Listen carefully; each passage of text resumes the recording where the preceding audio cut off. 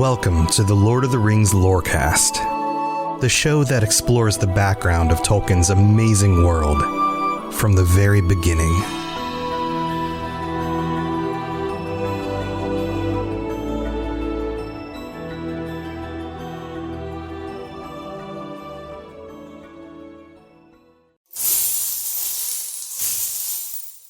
I'm sure you can hear that. That's the sound of coins. Gold coins. I'm sitting here in the remains of Nargothrond, the ruins of the city. And now that the dragon is gone, there's just this mass of wealth. It's like a mound of all the things that you would have acquired over centuries. If you were a elven lord, that is. The dragon piled everything into this chamber and was clearly nesting in it. And here, underneath me, is more wealth than anybody would ever know what to do with. There's a ridiculous amount of gold and silver and gems, all sorts of things. Heck, even the Nauglamir. Do you remember the Nauglamir? The necklace that the dwarves from Nargothrond and Belagost made for Finrod? Do you remember this? Finrod brought with him a bunch of gems from Valinor, and the friendship between Finrod and many different peoples, but specifically the dwarves in this case, led to the creation of this beautiful necklace with gems from the holy city. It is an object that is beyond priceless. And here it is, just sitting in the pile amidst all of these other coins and trinkets. And it raises the question, what is the value of wealth? Really? What is valuable? And I think that this is a question that Tolkien raises in his writings on many occasions. What is the true nature of value? What things actually have value? What is the worth of all of this gold, of all of this wealth, if it doesn't go with you when you die? What is the value of any of this if your relationships break down? If at the end of the day, you lose the people that you love? And that can happen in many different ways.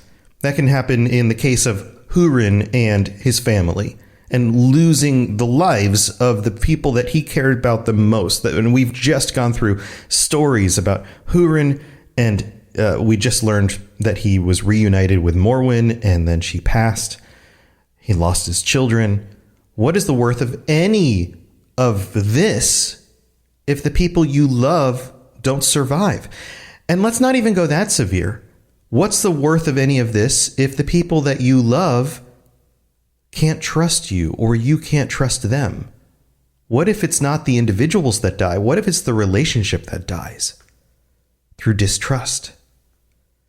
And we don't even have to go that far. What if it's not just family members? What if it's not even friends and the people that are close acquaintances with you? What if it's entire groups? What about elves and men or dwarves? Those relationships, when they work well, when they can trust each other, when they are on the same page, when they are founded in the kind of love that Finrod would give even new people that he didn't know. Give them a chance. Welcome them in. When those kinds of relationships are built on trust, they build beautiful things, like the Nauglamir. But when they are broken, they lead to all sorts of terrible, terrible consequences. And this is one of Morgoth's greatest wins against the free people of Middle-earth. Sure, sometimes there are conflicts, physical conflicts, battles, and sometimes Morgoth wins. But we've already seen on numerous occasions where he doesn't always prevail when it comes to even those kinds of conflicts, when it seems like the odds are absolutely against his adversaries. Sometimes he fails. But you know what he seems to succeed at the most? Is sowing distrust, is breaking relationships, is putting in those lies with the truth in a way that tears people apart. In this episode, things are only going to get worse before they get better. That's the trend here. The way that the beginning of the Silmarillion works with the birth of so many beautiful things. And yeah, there's tragedy and there's terrible stuff that happens at the beginning as well. But we get new things all the time. At this point in the story, there is a lot of the ending of stories. In today's episode, we're going to see the end of a few stories and how distrust and corruption of the information and the way that a character can view a situation can do harm. So hold on tight. Here we go.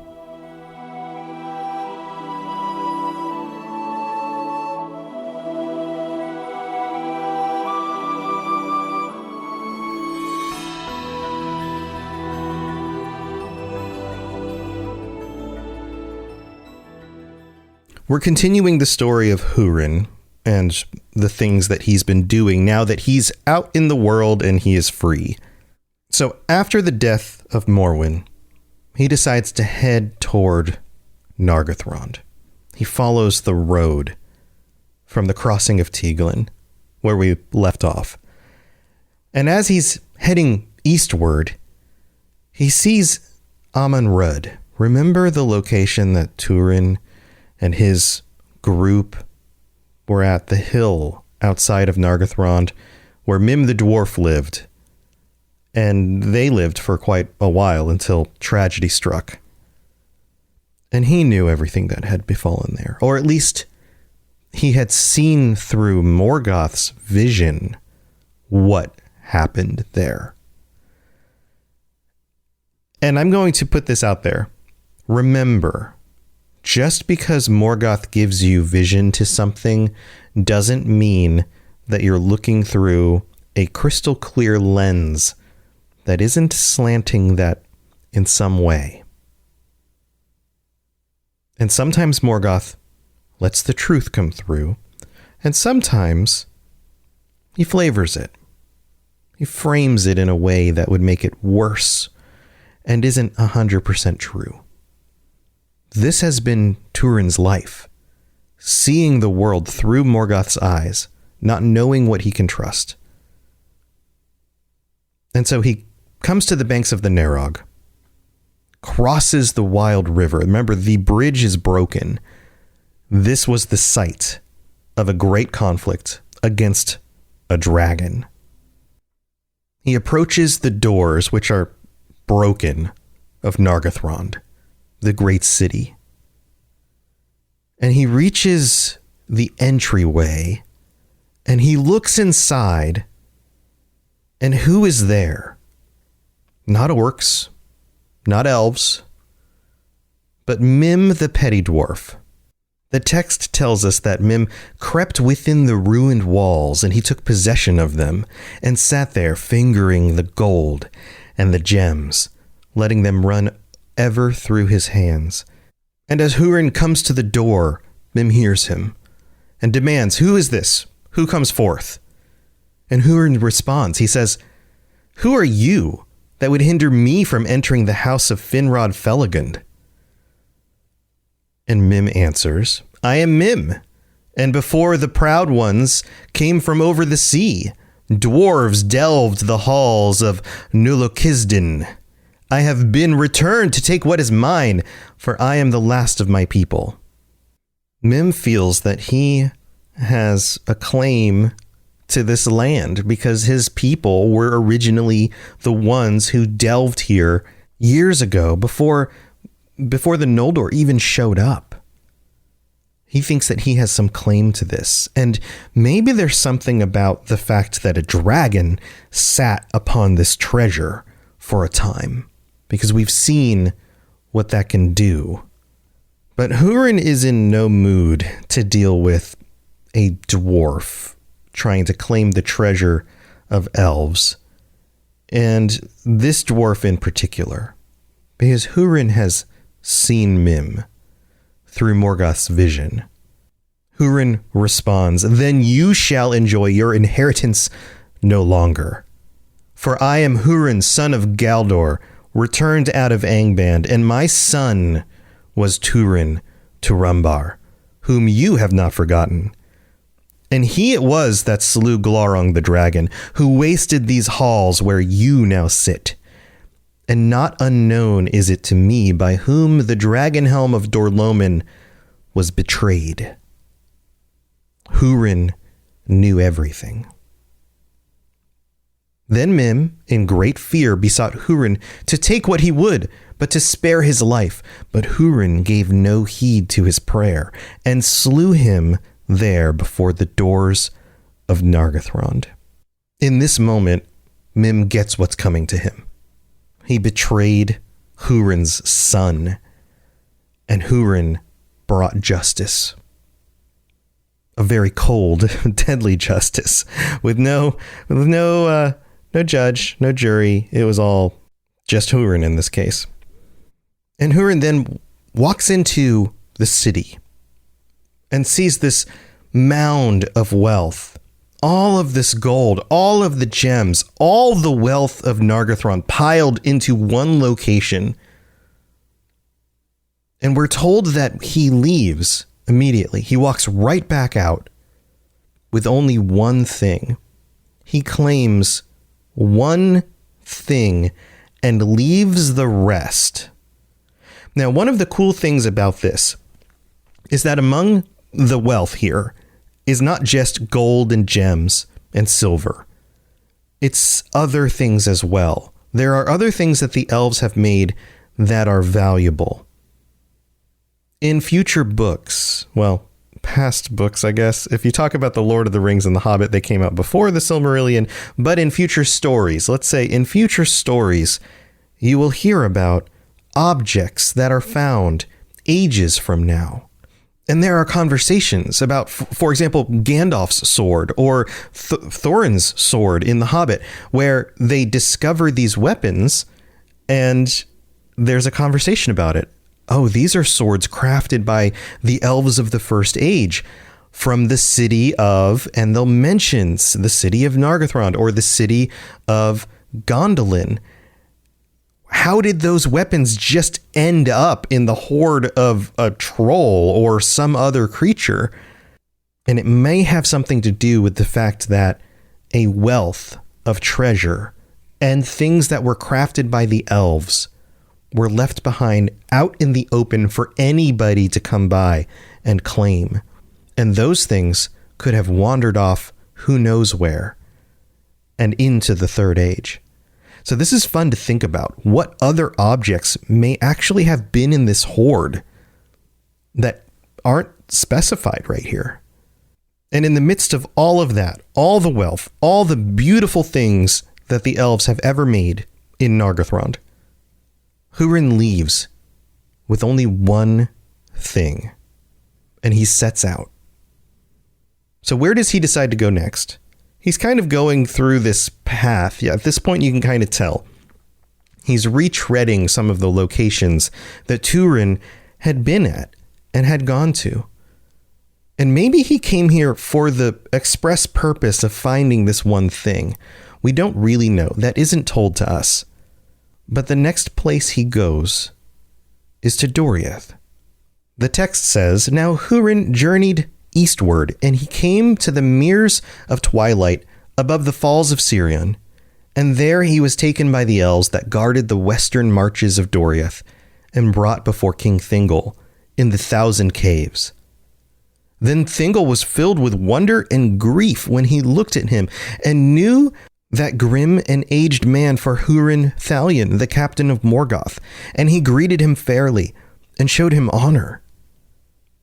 Hurin made no answer to the king, but drew forth from beneath his cloak that one thing which he had taken with him out of Nargothrond. And that was no lesser treasure than the Noglamir, the necklace of the dwarves that was made for Finrod Felagund years before by the craftsmen of Nigrod and Belagast, most famed of all their works in the elder days, and prized by Finrod while he lived above all the treasures of Nargothrond. And Hurin cast it at the feet of Thingol with wild and bitter words. "Receive thou thy fee," he cried, "for thy fair keeping of my children and my wife. For this is the Noglamir, whose name is known to many among elves and men. And I bring it to thee out of the darkness of Nargothrond, where Finrod thy kinsman left it behind him when he set forth with Beren, son of Barahir, to fulfill the errand of Thingol of Doriath." To say that Hurin is bitter here would be an understatement. Hurin has seen so much of what has unfurled. He knows that Beren and Luthien went on their journey and to their deaths, their first deaths, because of Thingol's attempt to trick Beren into going to claim the Silmaril. He also knows that at times Thingol had in his home as welcome guests all of the people that Hurin loved and could have protected them, but didn't. But remember, the vision that is given to him by Morgoth, by Melkor, is slanted. It is not the full truth. Then Thingol looked upon the great treasure and knew it for the Noglamir, and well did he understand Hurin's intent. But being filled with pity, he restrained his wrath and endured Hurin's scorn. And at the last Melian spoke and said, "Hurin Thalion, Morgoth hath bewitched thee. And he that seeth through Morgoth's eyes, willing or unwilling, seeth all things crooked. Long was Turin, thy son, fostered in the halls of Menegroth, and shown love and honor as the son of the king. And it was not by the king's will, nor by mine, that he came never back to Doriath. And afterwards, thy wife and thy daughter were harbored here, with honor and goodwill. And we sought by all means that we might to dissuade Morwen from the road to Nargothrond. With the voice of Morgoth, thou dost now upbraid thy friends." Basically, hey, you need to see our side of the story here, buddy. We did everything we could. It is not our fault that they all decided to leave when we would give them safety and comfort and a place of honor in the king's hall. We offered that to all of them, and they all left on their own accord. And it's not your fault that you have a misunderstanding of what happened, because you've been manipulated by Morgoth this entire time. So of course you're going to see us as the enemy, when all we've done is try to be there for you when you couldn't be there for your own family. And it was at this moment that, hearing these words from Melian, this darkness was removed. It says here, "And hearing the words of Melian, Hurin stood moveless, and he gazed long into the eyes of the queen." And that's key there. The staring into her eyes, that is the moment where she is able to shine light on the events and convince him of the truth.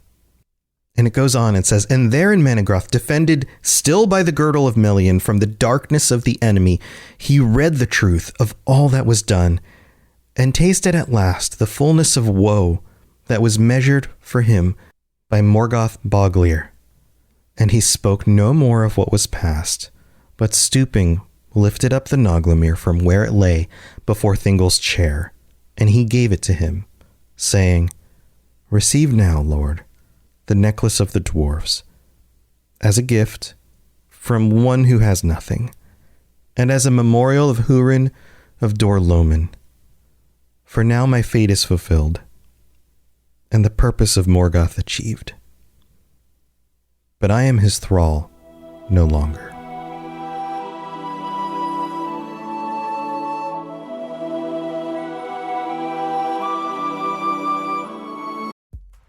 It's time for that spring reset. I'm taking a look at everything in my closet and figuring out that, oh no, this absolutely needs to go. And it's about time I replace things so that my clothes aren't older than my 15-year-old. Now you might think that they lasted that long because they were well made, but no, they're in terrible condition. Unlike the new jeans I just got from Quince. Jeans have always been my personal go-to because you can kind of wear them for lots of different things, but maybe they're not your thing. Maybe you're looking for, 100% European linen with insanely soft flow knit activewear fabric. It's definitely getting warmer, and their flow knit activewear is moisture wicking, anti-odor, and soft enough that you'll actually want to wear it every day.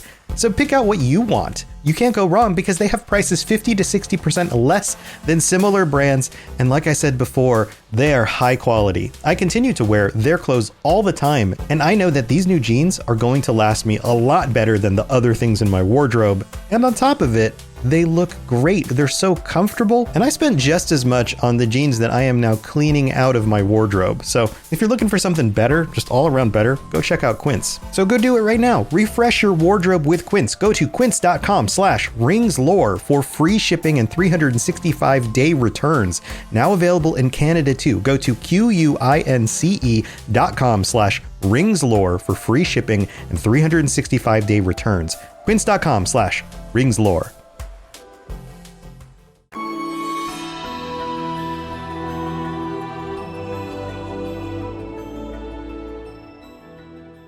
All right, this is the middle of the show. This is where we get to thank our new patrons for joining us and helping to support this project.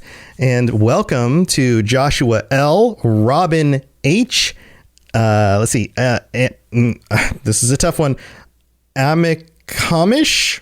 I hope I pronounced that correctly. Amakamish B, we'll just go with that, and Joe F and Maddie R. Welcome to the Patreon. Thank you for your support. I'm sorry if I mangled your names. We all know that I don't do pronunciations particularly well without having to research them first, but thank you for being here. And a big shout out to all of our VIP patrons: Bo, Brad S, Brandy D, Chewbacca, David M, Drupal, Esoteric Rage, Jesse P, Capenna, Larry, Obi-Wan Kenobi, Patrick W, Sam B, Shannon L, Tyler M, and Wes P. Thank you for all of your support. And to all 202, we broke 200 patrons. 202 patrons, thank you for your support.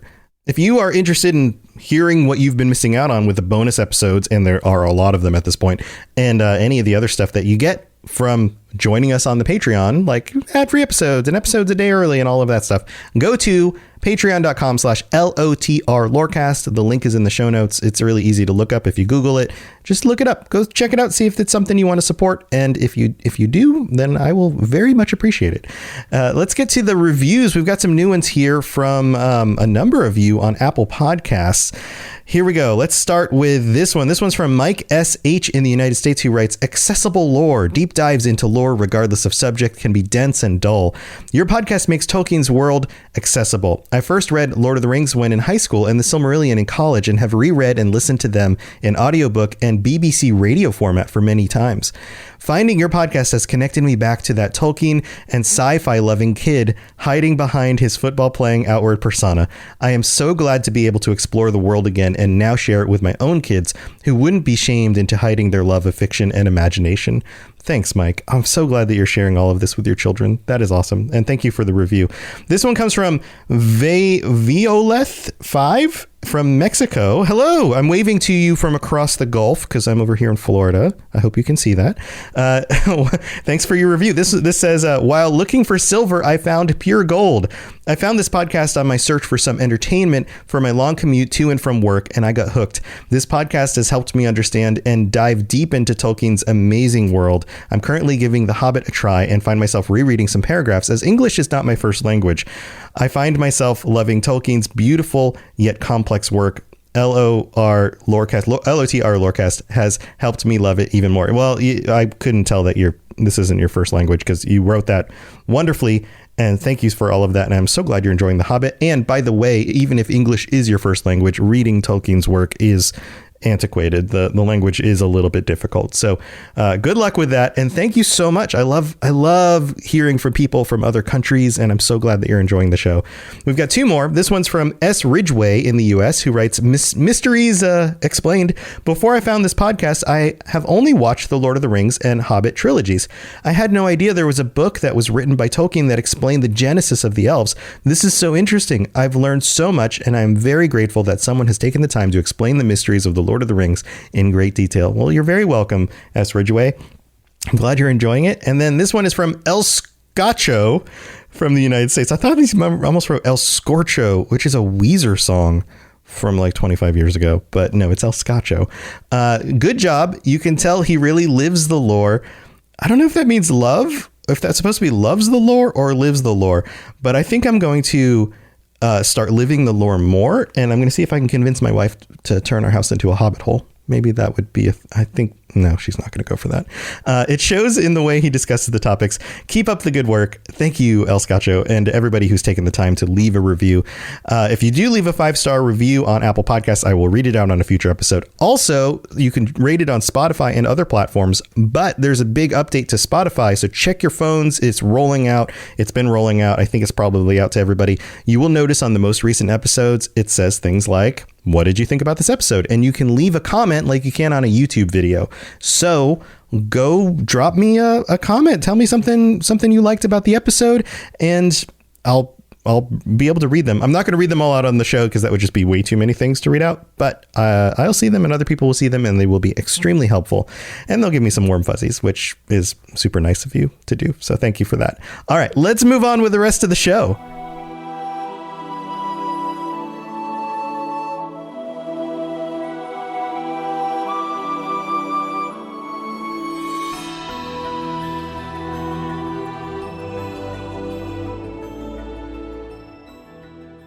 The end of Hurin's story is right here. This is the end. It says, then he turned away and passed out from the 1,000 caves, and all that saw him fell back before his face. They noticed that like he was a serious dude, and he was not going to take anything from them. And none sought to withstand his going, nor did any know whither he went. But it is said that Hurin would not live thereafter, being bereft of all purpose and desire, and cast himself at last into the western sea, and so ended the mightiest of the warriors of mortal men. This is the end of Hurin's story. Hurin, who had such a great start, well, a tragic start, but after his father was killed by the orcs, he showed that he was a leader among men. He was a powerful warrior. And in this passage, it says directly here that he was the mightiest of the warriors of mortal men, which is high praise, especially because we've seen what his son was able to do. His son, who had so much more time to fight against the enemy. Hurin, on numerous occasions, in numerous locations, in so many different ways, every single time Hurin took up the black sword or his bow or whatever and sought out the enemy, he came back triumphant, even though he was cursed. And even though terrible things happened, and sometimes he ended up slaying the wrong people, and sometimes he accidentally did harm instead of good, his intentions were good usually.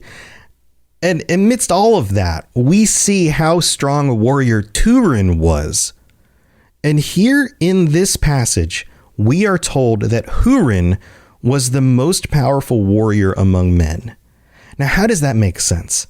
And if we think back to the things that Hurin had accomplished, fighting off the enemies from his own land, serving in the Narniath Arnoediad, and fighting in that battle to the point where he was the lone one alive and captured by Morgoth. It shows that he truly was a great warrior. And imagine if he hadn't been captured, the good that Hurin and his family could have done. What would leaders like this over the people of Dor-lómin, if they had not been conquered, been able to do? Imagine Hurin and Turin side by side with soldiers that they had trained, with their family healthy, with their minds not warped and manipulated by the enemy. What could they have done? What good could that kingdom of men been against the forces of evil had things not happened the way they did? But that's the way things went. And just to remind you here before we head out at the end of the show, the thing that Hurin did that made him known as the greatest of the warriors of men is in that moment at the end of the Narniath Arnoediad, where he is holding out. Everybody's being overrun by the orcs. He tells Turgon to leave, to get out of there, and he holds the ranks behind Turgon as Turgon leaves, and Hur is killed. Hur is shot in the eye with an arrow. Do you remember all of this? And by himself, Hurin and his men are now facing down the might of the forces of Morgoth. And all of the other men die. And we are told that Hurin by himself hews with his axe 70 times, has killed 70 orcs in order to hold back the forces, creates a mound of bodies and stands on top of them, fending off the onslaught. This is the greatest warrior among men. And there are great warriors. Turin is a great warrior. Aragorn is a great warrior among men. There are many, but of all of them, Hurin is the greatest. And with his son, one of the most tragic stories. And this is where Hurin's story ends. Next week, we will continue with some more tragedy, so be ready for that. It's coming. But thank you for tuning in, and thank you for joining me for these stories. Have a wonderful week, and I'll see you next time. Thanks for listening to the Lord of the Rings Lorecast. If you'd like to learn more about other fantasy worlds, check out my other podcasts, The Elder Scrolls Lorecast, The Witcher Lorecast, and more at robotsradio.net. If you'd like to reach out, I'd love to hear from you. Send me a note on Twitter at robots_radio, or join our amazing community on the Robots Radio Discord. There are links in the show notes, or just search Robots Radio Discord, or find the link on robotsradio.net. I'll see you next time.